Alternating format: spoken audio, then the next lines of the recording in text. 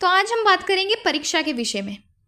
और आज का ये वीडियो उन व्यक्तियों के लिए बहुत ही ज़्यादा फायदेमंद होने वाला है जो व्यक्ति इस आने वाली गुप्त नवरात्रि के दौरान साधनाएं करने वाले हैं या आने वाले समय में किसी भी देवी देवता की साधनाएं करेंगे।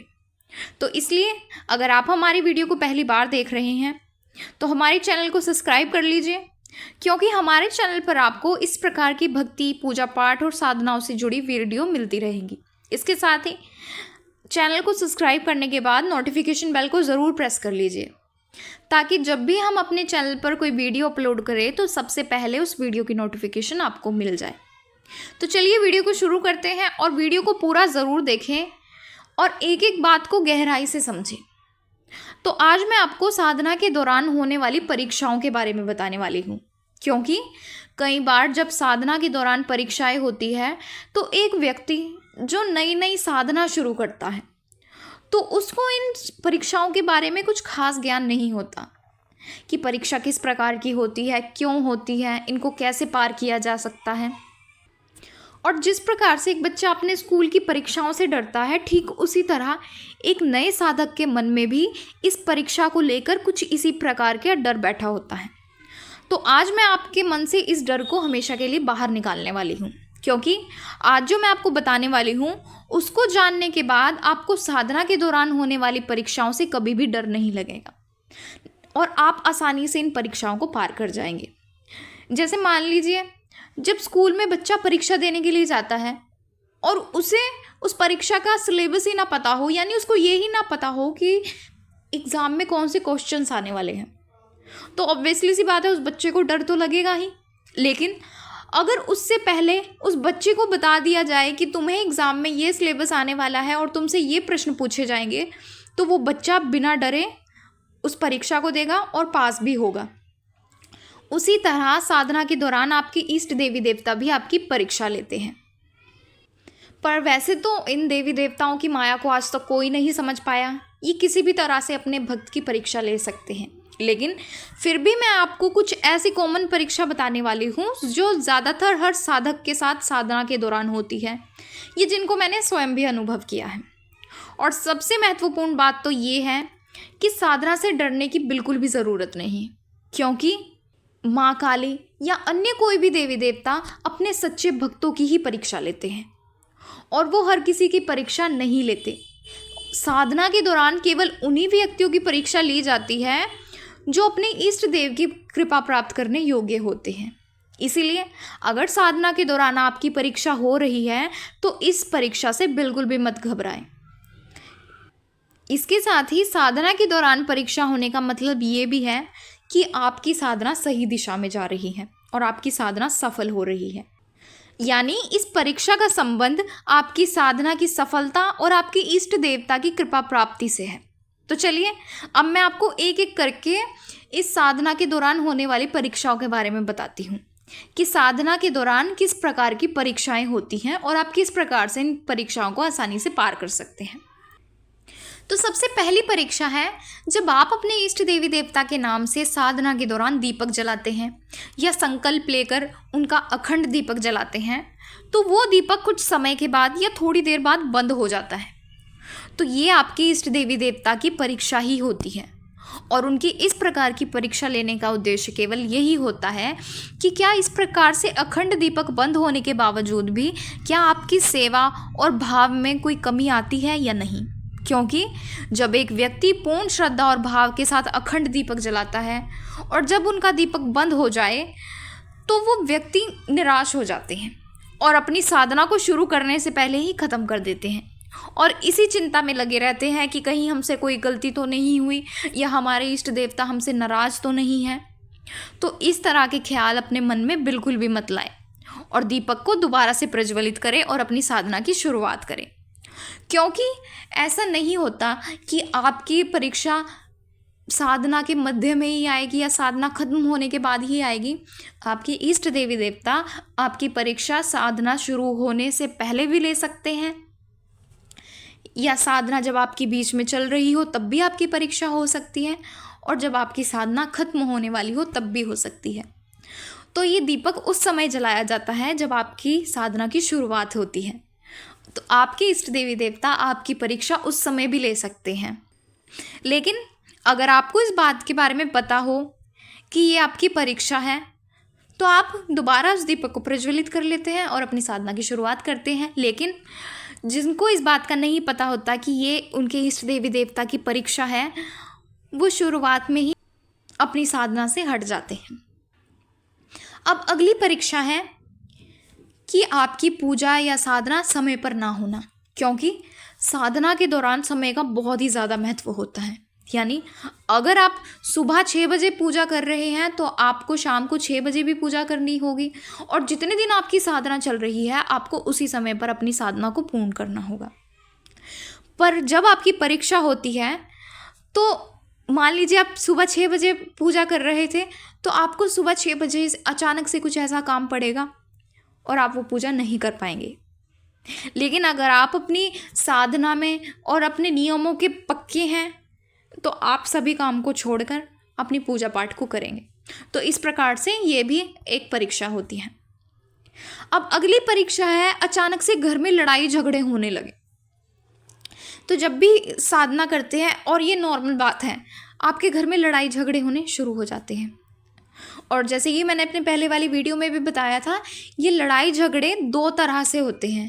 या अगर आपके घर में कोई नेगेटिविटी होगी तो वो आपके घर में लड़ाई झगड़े करवाएगी, और दूसरा तरीका है परीक्षा।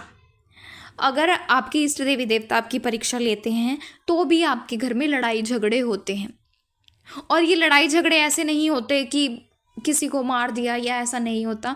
ये नॉर्मल लड़ाई झगड़े होते हैं जिसमें एक दूसरे को हम बोल लेते हैं या एक दूसरे से नाराज़ हो जाते हैं। और ऐसा इसलिए होता है, आपके इष्ट देवी देवता ये देखते हैं कि आप इस प्रकार के माहौल में भी क्या आप अपने इष्ट में ध्यान लगा पाएंगे, क्या अपनी साधना को पूर्ण कर पाएंगे। क्योंकि एक व्यक्ति का जीवन कभी भी सरलता से नहीं चलता, उसके जीवन में उतार चढ़ाव आते रहते हैं। यानी ऐसा तो नहीं होता कि एक व्यक्ति खुश है वो और वो पूरी ज़िंदगी खुश ही रहेगा, उसकी ज़िंदगी में कोई प्रॉब्लम्स ही नहीं आएगी। तो जिस तरह से एक व्यक्ति के जीवन में उतार चढ़ाव आते रहते हैं, तो हमारे इष्ट देवी देवता वही देखते हैं क्या हम इस उतार चढ़ाव में भी उनकी भक्ति कर पाएंगे या नहीं। कई लोग तो अपनी साधनाएं छोड़ देते हैं, और जिनका अपने इष्ट के प्रति विश्वास होता है वो अपने साधना को जारी रखते हैं। अब अगली परीक्षा है आपके अपने आप से दूर होने लग जाते हैं। यानी जो आपके अपने आप की इतनी किया करते थे वो अचानक से ही आपके दुश्मन बन जाते हैं।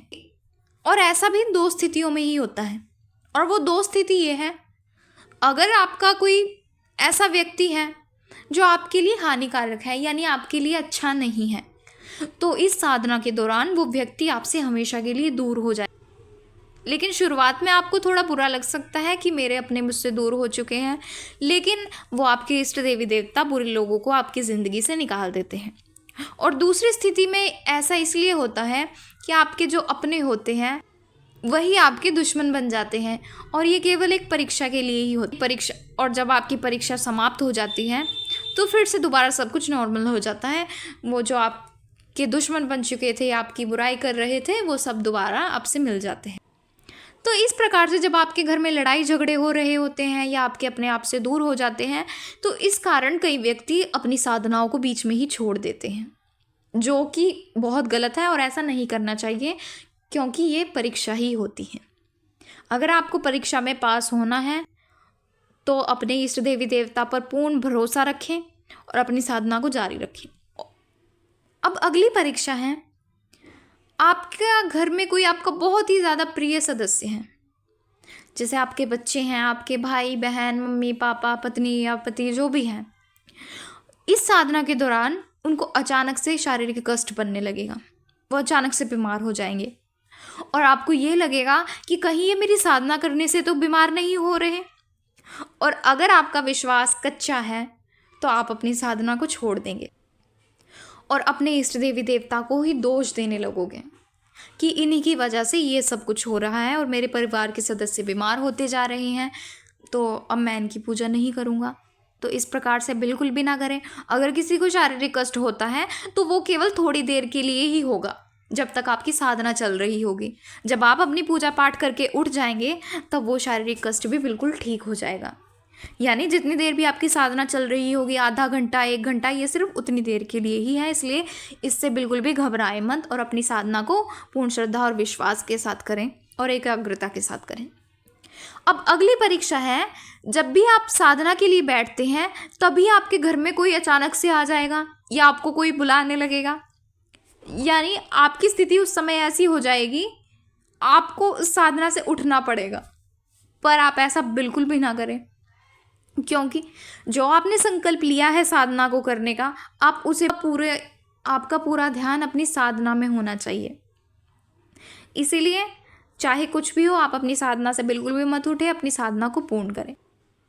अब अगली परीक्षा है, आपको सपनों के माध्यम से कोई इन साधनाओं को करने से मना करेगा कि इन साधनाओं को मत करो, इन साधनाओं को करने का कोई फ़ायदा नहीं है, इन साधना करने से आपको कुछ भी प्राप्त नहीं होगा, या इन साधना को करने से आपका ये बुरा होगा, वो बुरा होगा।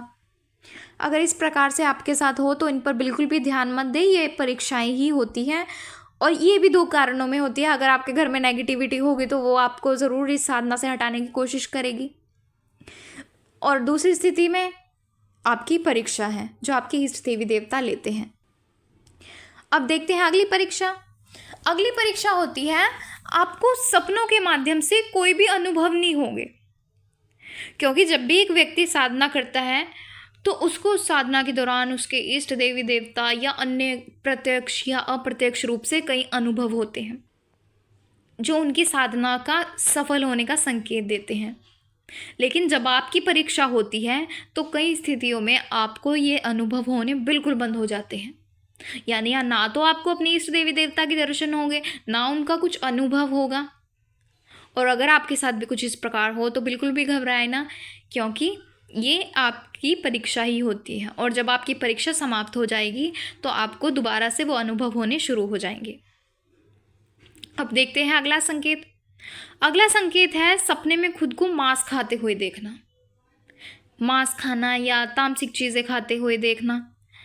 चाहे आपने कभी तामसिक चीज़ों को हाथ ना लगाया हो या आपने कभी भी मांस, अंडा, मछली कुछ ना खाया हो, लेकिन फिर भी आपको सपने में आप मांस खाते हुए दिखाई देंगे, या साधना के दौरान आपका इन सब चीज़ों को खाने का मन करेगा। चाहे आप इनको कभी भी ना खाते हो, पर साधना के दौरान आपका कहीं ना कहीं इन चीज़ों को खाने का मन करेगा, और यही आपके इष्ट देवी देवता की परीक्षा होती है। तो इस तरह से साधना के दौरान होने वाली परीक्षाएं आपके इष्ट देवी देवता के द्वारा आपकी श्रद्धा, धैर्य और समर्पण की परीक्षा लेने के लिए होती हैं। और ये परीक्षाएं अलग अलग रूपों में आती हैं, जैसे कि दीपक बुझ जाना, या घर में कलेश होना, या अपने दूर हो जाना, या सपने में डरावने अनुभव होना, या संकेत ही ना मिलना। और भी कई अनुभव होते हैं जो अलग अलग व्यक्तियों को अलग अलग दिखाई देते हैं।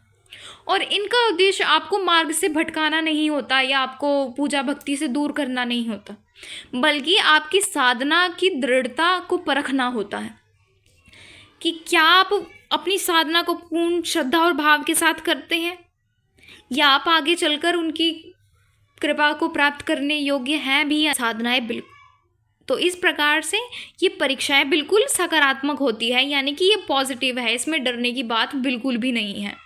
और ये इस बात का संकेत देती है कि आपकी साधना सफलता की ओर बढ़ रही है।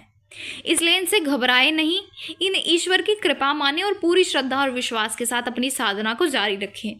और जैसे कि मैंने पहले बताया था, परीक्षा हर किसी व्यक्ति की नहीं होती। परीक्षा केवल उन्हीं लोगों की होती है जिनको उनके इष्ट देवता अपने करीब लाते हैं। तो इस तरह से अगर आपके साथ भी साधना के दौरान परीक्षाएं हो तो उनसे बिल्कुल भी घबराएं मत। पूर्ण श्रद्धा और विश्वास रखें अपने इष्ट के प्रति और अपनी साधना को पूर्ण करें। और अगर आप हमारे चैनल पर नए हैं और हमारी वीडियो को पहली बार देख रहे हैं तो हमारे चैनल को सब्सक्राइब करके नोटिफिकेशन बेल को प्रेस करें और ऑल पर ज़रूर क्लिक करें, ताकि हमारे हर आने वाली नई वीडियो की नोटिफिकेशन सबसे पहले आप तक पहुंचे। तो चलिए मिलते हैं अगले वीडियो में कुछ नई जानकारी के साथ। जय माता।